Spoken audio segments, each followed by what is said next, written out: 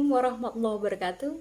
Kembali lagi bersama saya Mama Aida di Majidah channel kesayangan kita semua. So, mungkin teman-teman pasti nungguin konten public speaking dari Mama Aida. Mohon maaf sekali lagi karena Mama Aida belum bisa konsisten untuk posting satu minggu 2 kali atau satu minggu 1 kali. Mohon maaf sekali, selalu ada keterlambatan waktu untuk posting. Tetapi jangan khawatir teman-teman, sahabat Mama Aida, karena memang Mama Aida suka sekali berbicara di depan kamera. Bagi Mama Aida, berbicara di depan kamera adalah like hiburan tersendiri. Terus ada kepuasan tersendiri di batinnya Mama Aida gitu ya, kalau lagi ngobrol sama sahabat semua yang ada di rumah. Yes, di depan kamera. Thank you so much yang sudah like, komen, dan setia selalu nungguin konten-konten dari Mama Aida. Dan yang sudah subscribe, thank you so much teman-teman. So, hari ini Mama Aida mau bikin konten apa ya? Sebenarnya mau melanjutkan tentang topik public speaking basic part 4, tapi ada video yang ingin Mama Aida bikin yang lebih seru sepertinya. Yaitu tentang insecure. Jadi teman-teman, Mama Aida ingin sharing ke teman-teman yang ada di rumah tentang insecure. Insecure ini benar-benar relate banget sama kita semua. Semua orang mengalami dan semua orang pasti ada rasa insecure sesuai dengan tarafnya masing-masing ya. Ada yang orang itu insecure-nya parah banget, selalu insecure in everywhere and every time. Ada yang insecure sih, tapi jarang atau cuma sedikit-sedikit aja gitu. Nah, topik ini benar-benar membuat Mama Aida sadar bahwa Mama Aida harus sharing ke teman-teman semua yang ada di rumah, karena banyak sekali sahabat Mama Aida yang di luar sana ya membutuhkan, apa ya bahasanya, kok membutuhkan kayak kaku banget, kayak seakan-akan Mama Aida ini seakan-akan teman-teman ini butuh banget nih konten ini. Enggak sih, enggak gitu juga ya. Tetapi memang yang akan Mama Aida sharingkan pada siang hari ini, Mama Aida merasa wajib nih gitu ya, ada keharusan untuk sharing, berbagi ke teman-teman semua tentang pengalaman Mama Aida tentang insecure. So, jadi begini, kalau kita ngomongin masalah insecure nih teman-teman, semua orang pasti mengalami, entah itu dengan latar belakang orang berada, orang kaya, sultan, crazy rich, ataupun orang yang dari kalangan orang biasa ya. Kemudian dari usia anak-anak hingga usia dewasa sampai usia di masa tua pun, rasa insecure itu pasti akan selalu ada teman-teman. Apa sih rasa insecure itu? Insecure itu kayak kita minder, kemudian kita merasa tidak aman, kita merasa tidak bahagia, kita merasa cemas, kemudian ada perasaan-perasaan takut, ragu. Itu juga yang aku sebutkan itu adalah bagian dari insecure. Kemudian juga merasa tidak percaya diri, merasa tidak dihargai, mendapat penolakan. Ini kan hal-hal yang tidak nyaman ya. Insecure itu adalah insecure. Secure itu artinya dalam bahasa Indonesia adalah aman. Insecure, merasa tidak aman nih teman-teman. Jadi merasa tidak percaya diri, merasa ditolak, takut, ragu, cemas. Semua adalah yang saya sebutkan, yang aku sebutkan, itu semua adalah bagian dari insecure. So, bagaimana sih caranya supaya kita bisa agar mengelola rasa insecure yang ada di dalam diri kita, yang rasa insecure ini suka muncul tiba-tiba tanpa diundang, ya kan? Kita nggak pernah mengundang nih rasa insecure ini, tapi selalu muncul secara tiba-tiba. Bagaimana sih gitu? mengelolanya gitu, karena ini butuh sekali dikelola. Untuk dihilangkan, I mean bisa, tapi tidak bisa hilang 100% karena setiap orang pasti di beberapa momen kita akan mengalami insecure secara tiba-tiba, dan itu wajar karena kita manusia. So, apa sih yang harus dilakukan kalau rasa insecure itu tiba-tiba muncul? Nih ada dua teman-teman ya. Ada dua pilihan yang teman-teman bisa lakukan. Yaitu teman-teman mau memilih yang mana nih? Mau memilih stay di negative mindset atau teman-teman mau memilih di positive mindset? Perasaan yang muncul, insecure yang muncul di dalam perasaan teman-teman itu akan mempengaruhi keputusan-keputusan yang akan teman-teman lakukan. Nah, kalau setelah insecure itu muncul, kemudian kita merasa kita negatif nih ya mindset kita, keputusan yang akan keluar, action yang akan keluar dipengaruhi oleh keputusan yang kita buat sendiri, itu akan negatif, ya kan? Tapi kalau misalnya kita mau memilih stay di positive mindset di saat kita insecure, ini akan mempengaruhi keputusan-keputusan yang kita ambil, action kita yang lahir akan positif. Begitu teman-teman. Jadi saya ingin meyakinkan dulu nih ke teman-teman, kalau teman-teman lagi insecure, teman-teman akan memilih jalan yang mana nih kira-kira? Stay di negative mindset atau mau switch ke positive mindset? Ini sangat-sangat dibutuhkan, kemampuan ini sangat-sangat dibutuhkan oleh semua orang teman-teman. Dan saya harap teman-teman di rumah adalah orangnya yang bisa dengan mudah switch ke positive mindset. Mungkin bagi sebagian orang ini tidak mudah, tetapi ini bisa dilatih teman-teman. Kalau misalnya kita berada di lingkungan yang baru, kita bekerja di tempat yang baru, perusahaan yang baru, kemudian kita merasa insecure karena kita merasa belum paham dengan lingkungan, dengan kerjaan yang baru yang mau kita kerjakan, kemudian kita merasa asing dengan lingkungan yang baru, kita merasa belum kenal dengan orang-orang di sekitar kita, di tempat pekerjaan kita yang baru, kemudian kita merasa insecure. Kalau kita larut dengan rasa insecure itu, kita memilih ke negative mindset, kita bisa stres, depresi, kemudian banyak hal yang membuat kita akan stuck di situ. Tapi kalau kita memilih ke sisi yang stay di positive mindset, yuk kita switch ke positive mindset, pasti tentunya akan berbeda. Keputusan yang dilahirkan akan berbeda. Begitu teman-teman. Jadi contohnya masih dengan contoh yang sama. Misalnya kita berada di lingkungan yang baru, di tempat kerja yang baru. Kalau kita memilih ke positive mindset, meskipun kita merasa insecure, kita merasa asing, kita merasa belum paham dengan job desk yang diberikan kepada kita. Kalau kita mau be positif, kita akan mudah bertanya dengan orang di sekitar kita ya, partner kerja di sekitar kita. Kita tidak akan malu untuk bertanya. Kemudian kita akan selalu positif ya. Positif ini selalu tersenyum gitu ya, berusaha menerima dan mensyukuri apapun yang situasi yang sedang berlangsung ini, kita bisa menerima. Begitu teman-teman.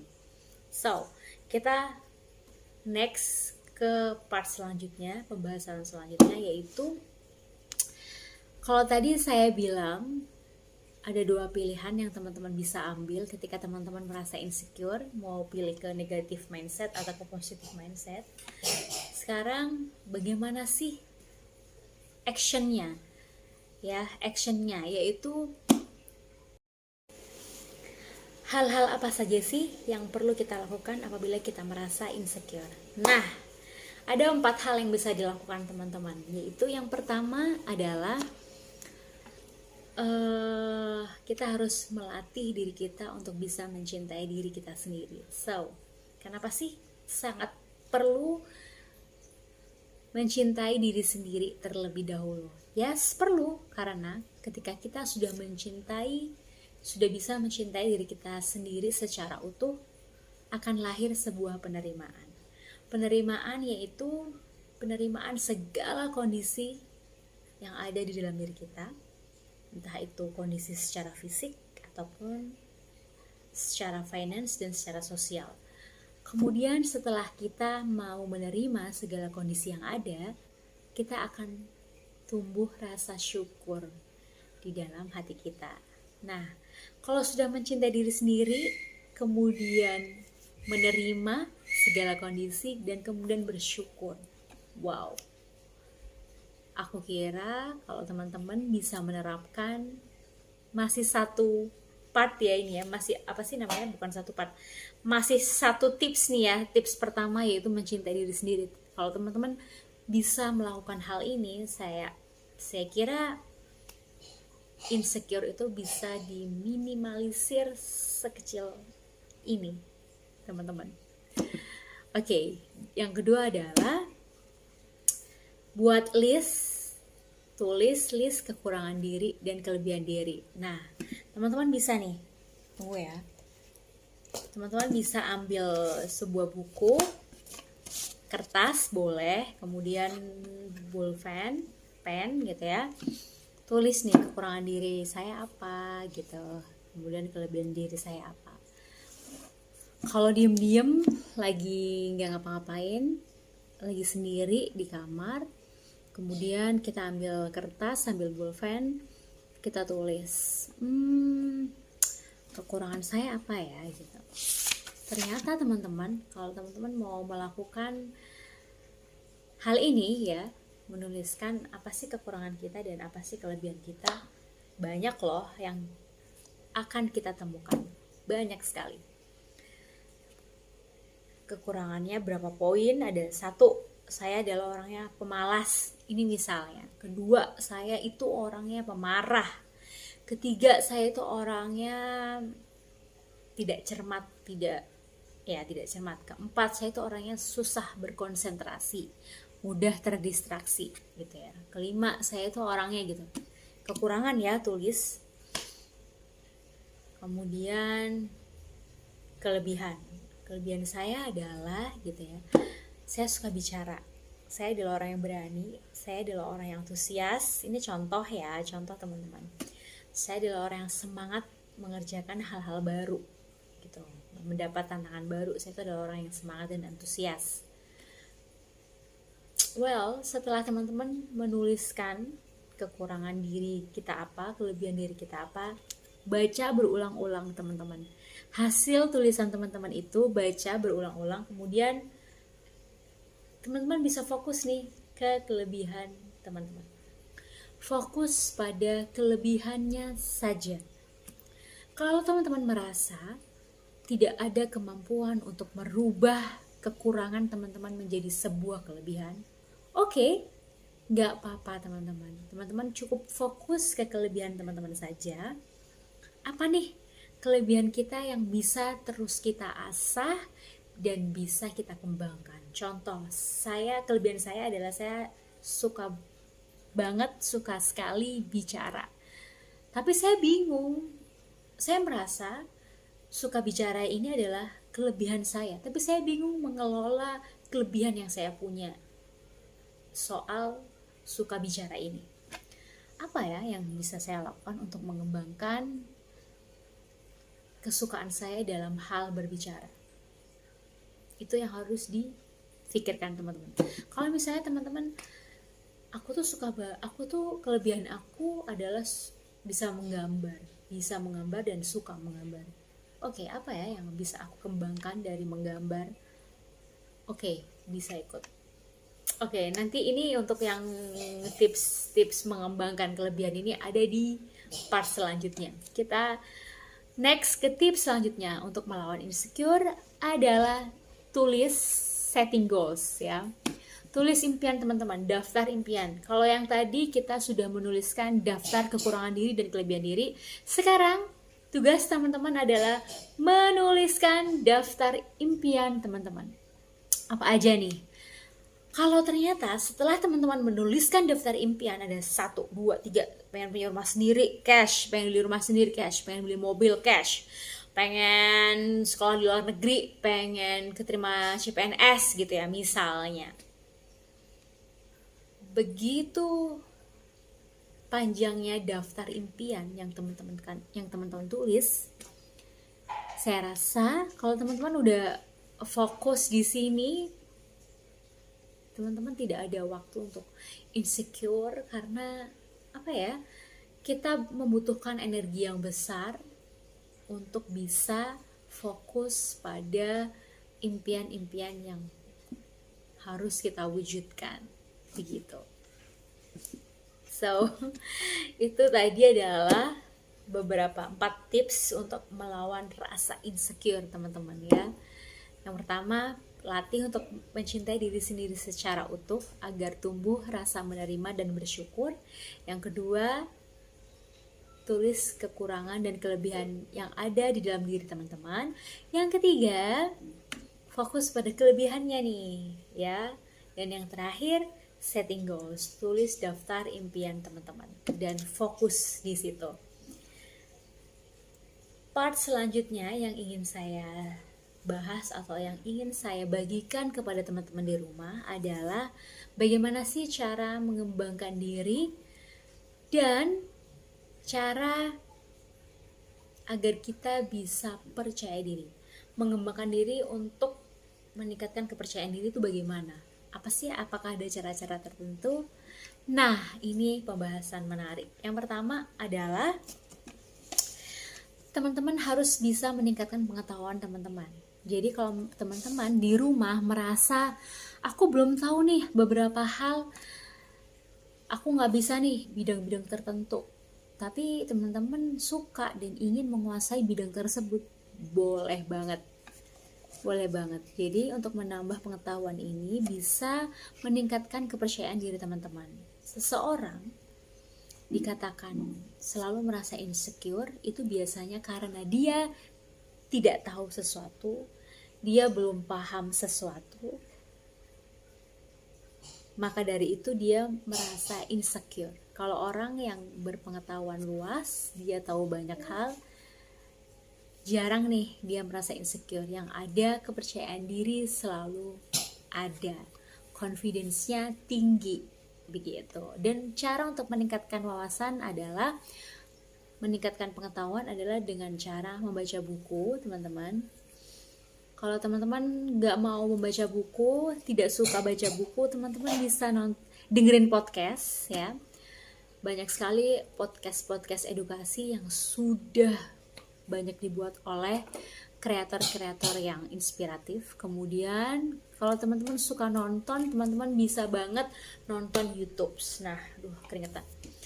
Maaf. Teman-teman bisa banget nonton YouTube. Nonton YouTube ini adalah banyak sekali konten-konten di YouTube yang mengedukasi teman-teman. Jadi teman-teman dapat mendapatkan ilmu pengetahuan dan wawasan yang luas dari hasil nonton konten di YouTube begitu. Dan yang terakhir untuk menambah pengetahuan, teman-teman bisa juga join komunitas dan join kelas-kelas. Join komunitas ini teman-teman bisa dibilang it works ya, sangat-sangat bisa mempengaruhi, meningkatkan, mengembangkan diri teman-teman jadi versi terbaik teman-teman dan juga bisa meningkatkan kepercayaan diri. Kalau saya tadi bilang saya suka bicara, tapi saya bingung bagaimana saya mengelola kelebihan saya yang suka bicara ini. Akhirnya saya join komunitas-komunitas public speaking. Dan saya mengikuti kelas-kelas public speaking yang ada di sosial media secara online maupun offline. Tujuannya apa? Tujuannya adalah untuk menambah wawasan saya tentang skill komunikasi.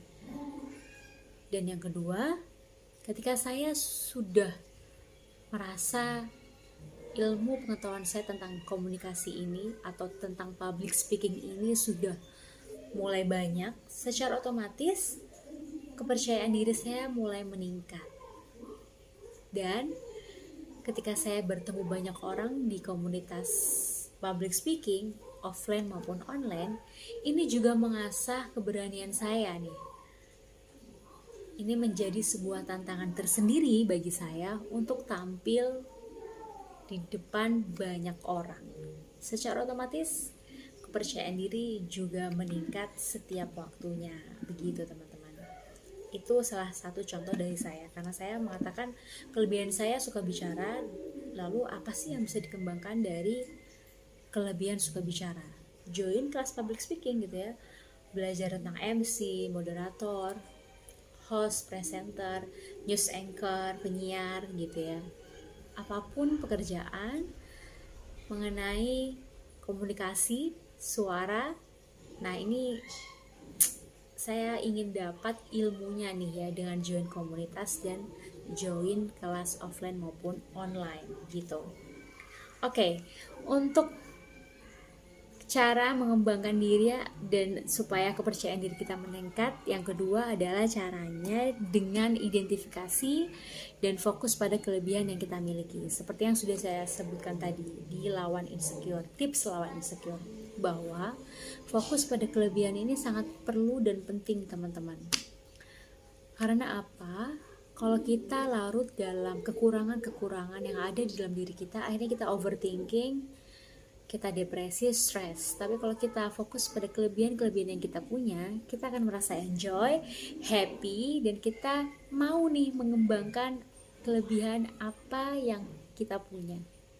Kita mau belajar nih, semakin semangat untuk belajar, mengasah kelebihan-kelebihan yang kita punya, agar kelebihan yang kita punya ini bisa terus berkembang menjadi lebih baik, atau bahkan mungkin bisa jadi cuan. Begitu teman-teman.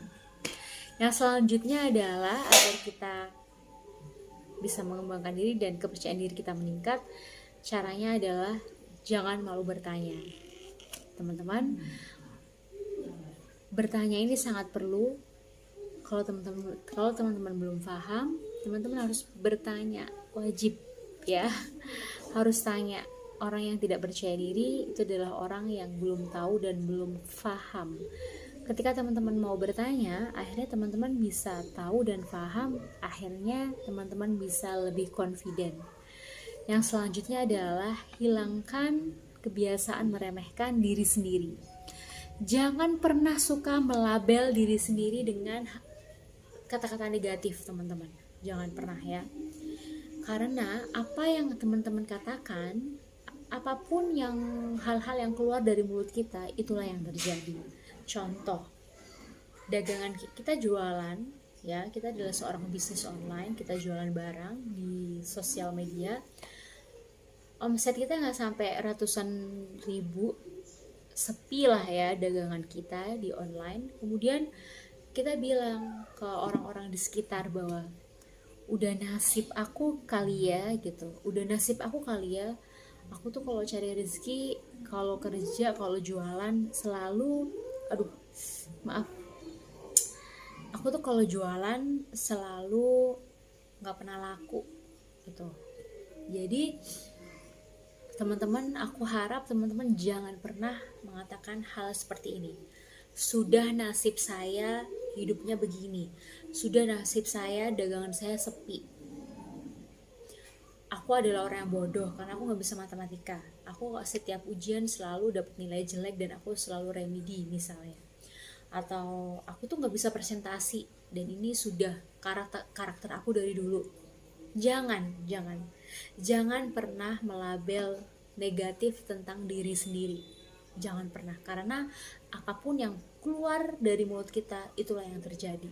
Jadi selalu latih dan berusaha untuk berkata yang baik-baik, karena perkataan juga bagian dari doa. Perkataan itu adalah doa.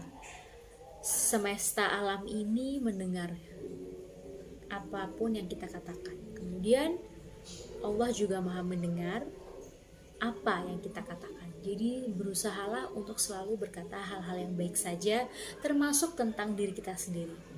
Seburuk-buruknya keadaan yang kita alami saat ini, selalu bersyukur dan selalu berkata hal-hal yang baik sebagai pompa untuk menyemangati diri sendiri dan juga afirmasi.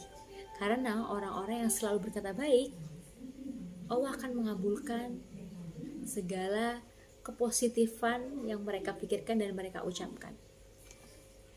Kemudian selanjutnya adalah agar kita selalu fokus untuk fokus pada hal-hal yang bisa kita ubah. Jangan pernah berfokus pada hal-hal yang kita nggak bisa ubah. Jangan pernah, kalau komentar negatif dari orang lain kan kita nggak bisa merubahnya. Oke, kita tinggal aja gitu ya. Kalau misalnya, contohnya adalah kalau misalnya saya gendut dan orang lain mengatakan saya gendut kayak gentong berjalan, saya tidak bisa menutup semua mulut orang lain untuk tidak mengatakan saya gendut, untuk tidak mengatakan saya gentong, ya.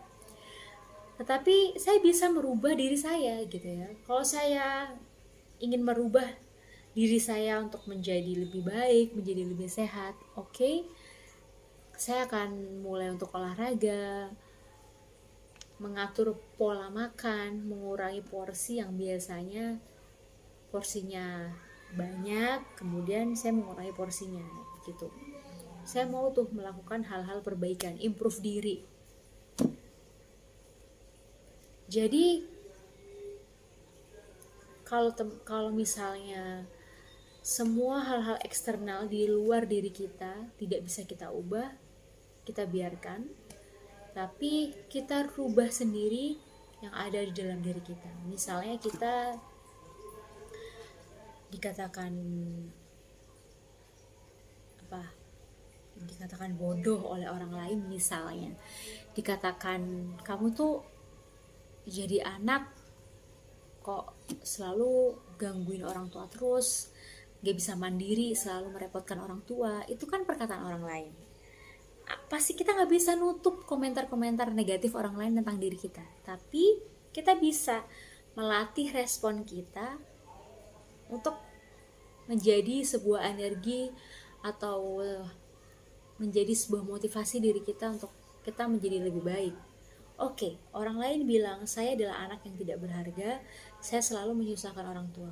Apa nih yang harus saya lakukan agar orang lain tidak ngomong seperti itu lagi? Mulai semangat untuk belajar, mulai coba-coba untuk posting-posting jualan di story WhatsApp, di TikTok, di Shopee. Banyak usaha yang bisa kita lakukan secara mandiri yang bisa melakukan hal-hal yang positif ya, melakukan kegiatan-kegiatan yang positif yang bisa merubah image orang lain itu yang mengatakan kita tidak berharga menjadi berubah tentang kita. Ini cara agar kita bisa lebih percaya diri ke depannya. Kemudian lakukan hal-hal yang kita suka. Tips selanjutnya nih, lakukan hal-hal yang kita suka. Kalau kita tidak menyukai sesuatu hal, sudah pasti kita gak akan enjoy dan kita akan kurang percaya diri dalam melakukan hal tersebut. Kalau saya gak bisa nyanyi, terus saya disuruh nyanyi di atas panggung, jelas saya kurang percaya diri dan tidak akan pernah percaya diri.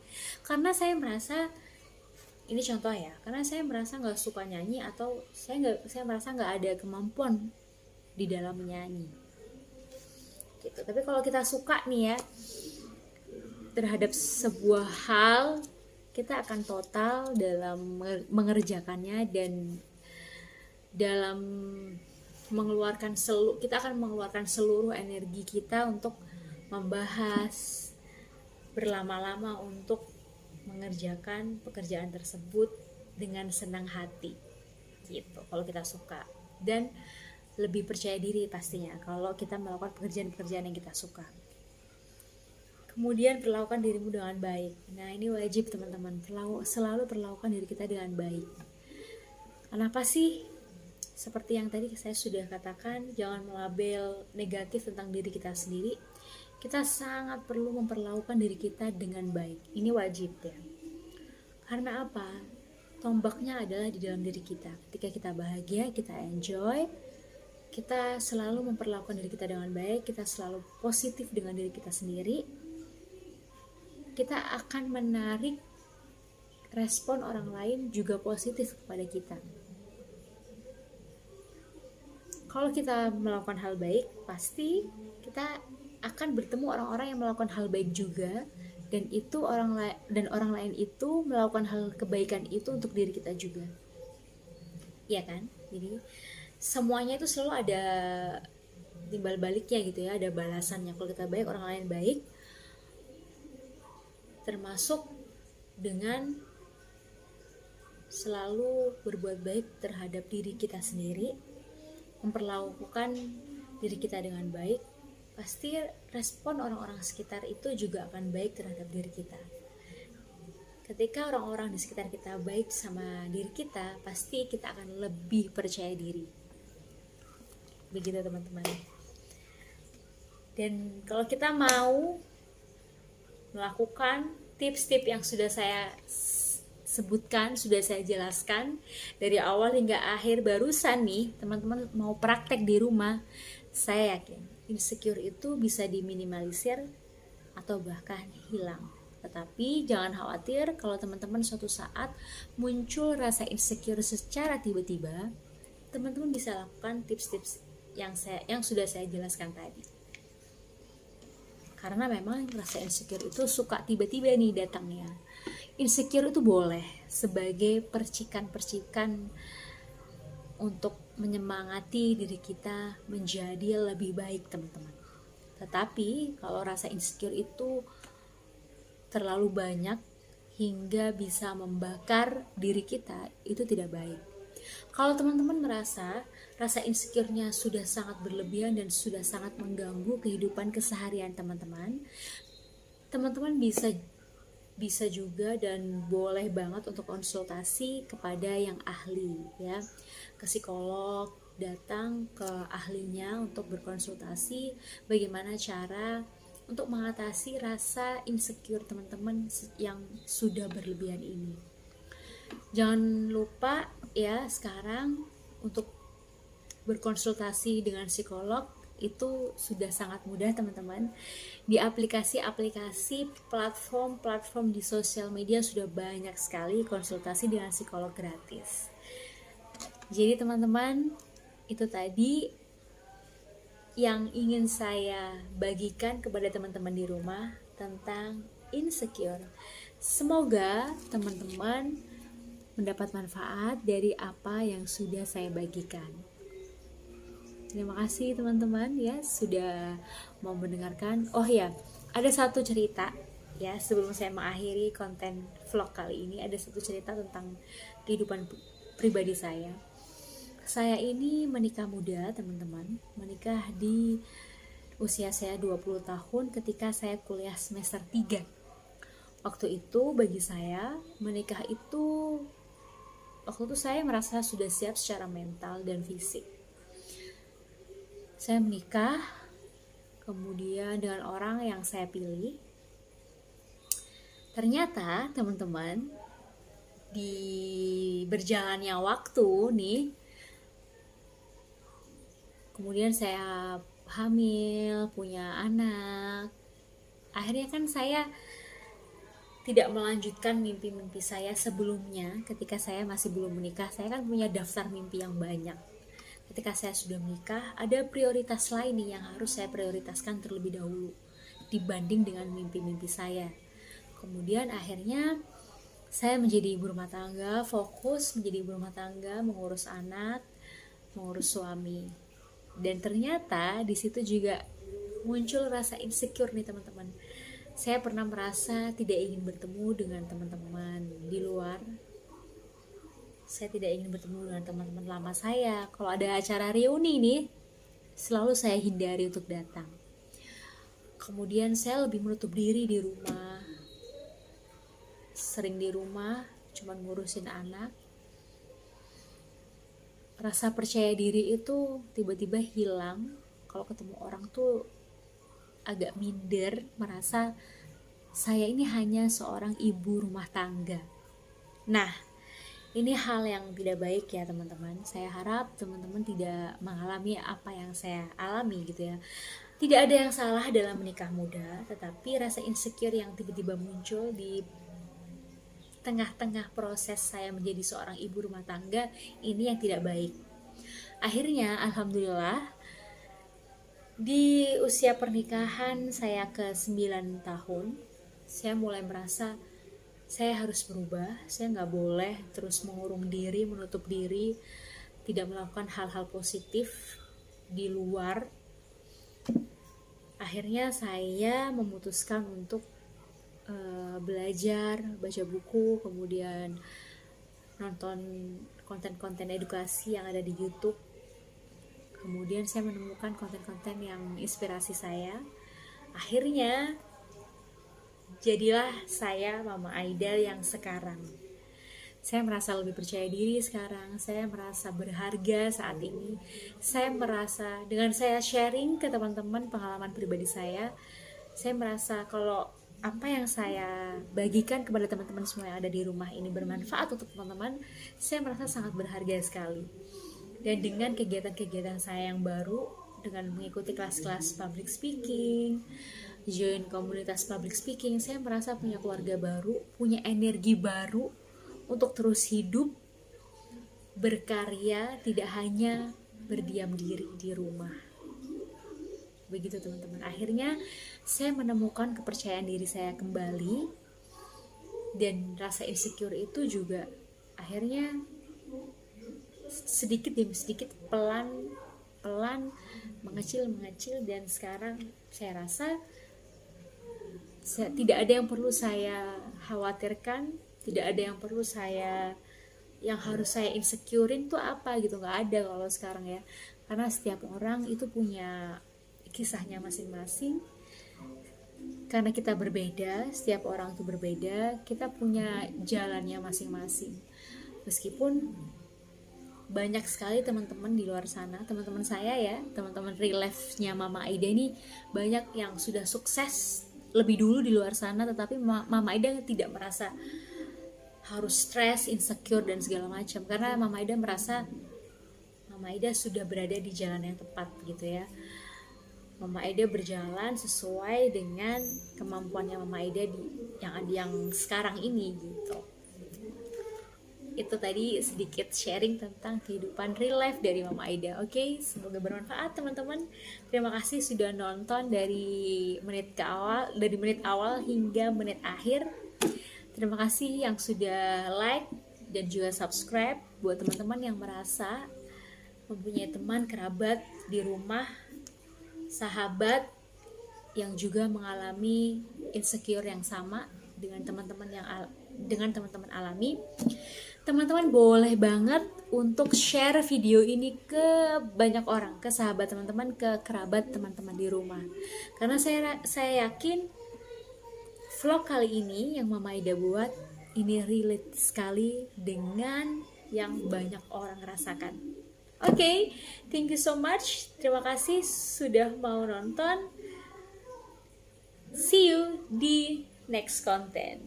Wassalamualaikum warahmatullahi wabarakatuh. Bye-bye.